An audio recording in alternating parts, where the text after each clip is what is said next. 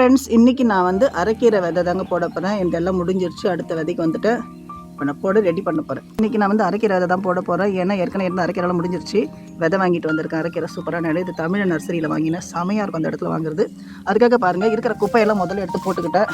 மண்ணெல்லாம் கொஞ்சம் காய வச்சுருக்கேன். இதோட மண்ணெல்லாம் போட்டுட்டு நான் விதை போட்டு காட்டுறேன். தண்ணி கொஞ்சம் முதல்ல தெளிச்சிக்கிறேன்.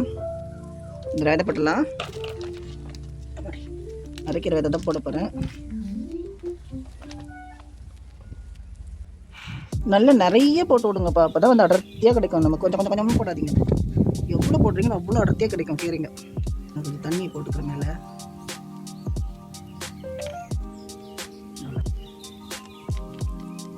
லைட்டாக மண் தூவிக்கலாம். கொஞ்சம் முளைச்சி வரணும் இல்லையா? இப்படி லைட்டாக தூவிக்கிட்டோம்னா விதைங்க உள்ளே முளைச்சி வரது ஈஸியாக இருக்கும். ஒன்றுதான்ப்பா, விதையை போட்டாச்சு. மேலே லைட்டாக மண் தூவிட்டு இது இந்த மாதிரி ரொம்ப மெதுவாக சாஃப்டாக அது மேலே தண்ணி அடிச்சிட்டு வாங்க. இங்கே வச்சுருக்கேன். இல்லை, ஒரு பாதி பாலக்கீரை போட போகிறேன்.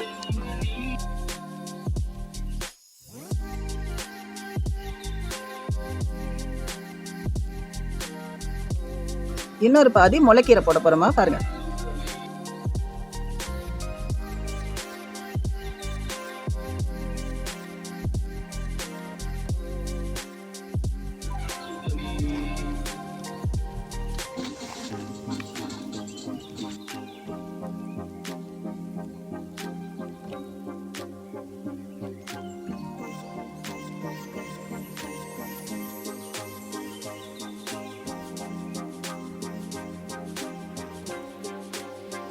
விதை போட்டு இன்றைக்கி 4வது நாள். என்னம்மா முளைச்சி வந்திருக்கு பாருங்கள். இது ஃபுல்லாக அரைக்கீரைப்பா.